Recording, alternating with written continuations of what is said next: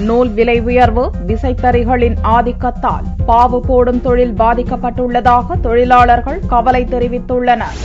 பொள்ளாச்சி அருகே உள்ள குள்ளக்காபாளையம், தொப்பம்பட்டி, ராசாக்காபாளையம் பகுதிகளில் கைத்தறிக்கு தேவையான நூலுக்கு பாவு போடும் தொழிலை தொழிலாளர்கள் பலர் செய்து வருகின்றனர்.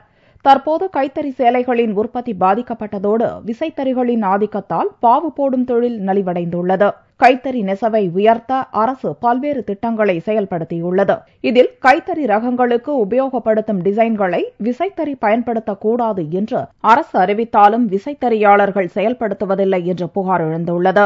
இதனால் கைத்தறி தொழில் பாதிக்கப்படுவதாக பாவு போடும் தொழிலாளர்கள் வருத்தம் தெரிவித்தனர். விசைத்தறியாளர்களின் நடவடிக்கையால் கைத்தறிக்கு உப தொழிலான நூலுக்கு பாவு போடும் தொழில் நலிந்து வருவதாகவும் தொழிலாளர்கள் கூறினர். பவர்லூம்ல பாத்தீங்கன்னா இப்போ நம்ம கைத்தறி சாலைக்கு ஒரு ரகங்கள் பண்ணிட்டு இருக்காங்க. ஆனா கவர்மெண்ட் தடை பண்ணியிருக்காங்க. அப்படி இருந்தும் இதை செஞ்சுட்டு தான் இருக்காங்க. கவர்மெண்ட்ல கைத்தறி ரகங்களை பவர்லூம்ல செய்யக்கூடாதுன்னு உத்தரவு போட்டுமே அதை எப்படியோ அப்படி இப்படின்ட்டு பண்ணிட்டு இருக்காங்க. ஆனா எங்க தொழில் பாதிக்குது.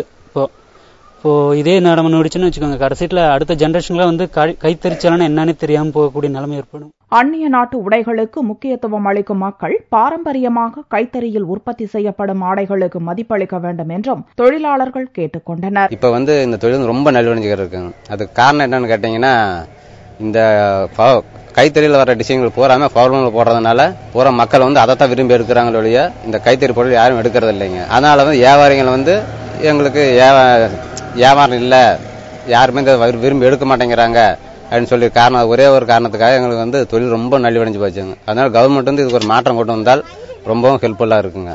நலிந்து வரும் கைத்தறி நெசவை உயர்த்த அரசு விரைந்து உரிய நடவடிக்கை எடுத்தால் பல நூறு தொழிலாளர்களின் வாழ்வாதாரம் பாதுகாக்கப்படும் என்பது நிதர்சனமான உண்மை.